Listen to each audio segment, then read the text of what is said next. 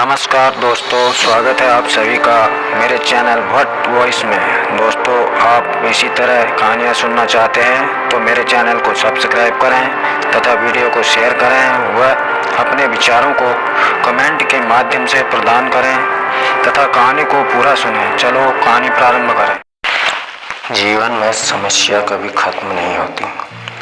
दोस्तों, मुश्किलें या परेशानियां हर इंसान के जीवन में होती है, वो चाहे छोटी हो या बड़ी, कम हो या ज़्यादा। कुछ लोगों के जीवन में परेशानियां कम होती हैं और कुछ लोगों का तो पूरा जीवन ही परेशानी और मुश्किलों से भरा होता है।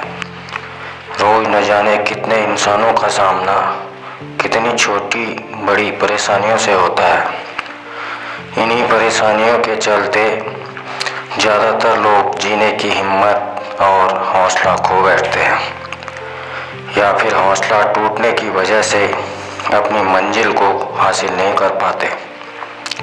पर किसी ज्ञानी व्यक्ति के ज्ञान से ऐसे लोगों की परेशानियों का हल हो जाता है। जी हाँ दोस्तों, ऐसी ही एक सच्ची कहानी है मिस्टर दिनेश की। दिनेश उत्तराखंड के किसी शहर में रहता था और उसी के बारे में सोचता रहता था। एक बार दिनेश के शहर से कुछ दूरी पर एक फकीर बाबा का काफिला रुका हुआ था। शहर में चारों ओर उन्हीं की चर्चा थी। बहुत से लोग अपनी समस्याएं लेकर उनके पास पहुंचने लगे। दिनेश को भी इस बारे में पता चला और उसने भी फकीर बाबा के पास जाने का निश्चय किया। वह बाबा से बोला, बाबा, मैं अपने जीवन से बहुत दुखी हूँ।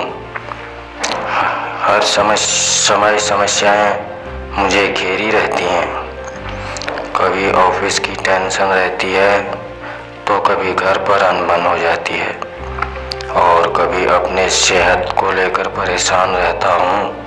बाबा, कोई ऐसा उपाय बताइए कि मेरे जीवन से सभी समस्याएं खत्म हो जाएं और मैं चैन से जी सकूं। बाबा मुस्कुराए और बोले, पुत्र, आज बहुत देर हो गई है। मैं तुम्हारे प्रश्न का उत्तर कल सुबह दूंगा, लेकिन क्या तुम मेरा एक छोटा सा काम करोगे? जरूर करूंगा, दिनेश उत्साह के साथ बोला। देखो बेटा, हमारे काफिले में 100 ऊँट हैं और इनकी देखभाल करने वाला आज बीमार पड़ गया है। मैं चाहता हूँ कि आज रात तुम इनका ख्याल रखो और जब 100 के 100 ऊँट बैठ जाएं तो तुम भी सो जाना। ऐसा कहते हुए बाबा अपने तंबू में चले गए। अगली सुबह बाबा दिनेश से मिले और पूछा, कहो बेटा, नींद अच्छी आई? कहाँ बाबा, मैं तो एक पल भी नहीं सो पाया। मैंने बहुत कोशिश की पर मैं सभी ऊँटों को नहीं बैठा पाया। कोई न कोई ऊँट खड़ा हो ही जाता। दिनेश दुखी होते हुए बोला, मैं जानता था यही होगा। आज तक कभी ऐसा नहीं हुआ है कि ये सारे ऊँट एक साथ बैठ जाएं। बाबा बोले। दिनेश नाराजगी के स्वर में बोला, तो फिर आपने मुझे ऐसा करने को क्यों कहा? बाबा बोले, बेटा, कल रात तुमने क्या अनुभव किया? यही ना कि चाहे कितनी भी कोशिश कर लो, सारे ऊँट एक साथ नहीं बैठ सकते।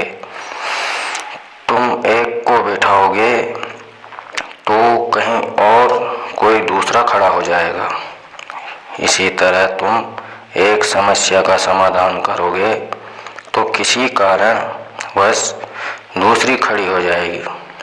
पुत्र, जब तक जीवन है ये समस्याएं तो बनी रहती हैं, कभी कम तो कभी ज़्यादा। तो हमें क्या करना चाहिए? दिनेश ने जिज्ञासा बस पूछा। इन समस्याओं के बावजूद जीवन का आनंद लेना सीखो। कल रात क्या हुआ? कई ऊँट रात होते होते खुद ही बैठ गए। कई तुमने अपने प्रयास से बैठा दिए। पर बहुत से ऊँट तुम्हारे प्रयास के बाद भी नहीं बैठे, और जब बाद में तुमने देखा तो पाया कि तुम्हारे जाने के बाद उनमें से कुछ खुद ही बैठ गए। कुछ समझे समस्याएं भी ऐसी ही होती हैं, कुछ तो अपने आप खत्म हो जाती हैं, कुछ को तुम अपने प्रयास से हल कर लेते हैं, और कुछ तुम्हारे बहुत कोशिश करने पर भी हल नहीं होती।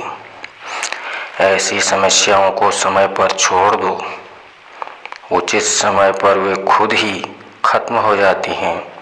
और जैसा कि मैंने पहले कहा, जीवन है तो कुछ समस्याएं रहेंगी ही रहेंगी, पर इसका ये मतलब नहीं कि तुम दिन रात उन्हीं के बारे में सोचते रहो। ऐसा होता तो ऊँटों की देखभाल करने वाला कभी सो नहीं पाता।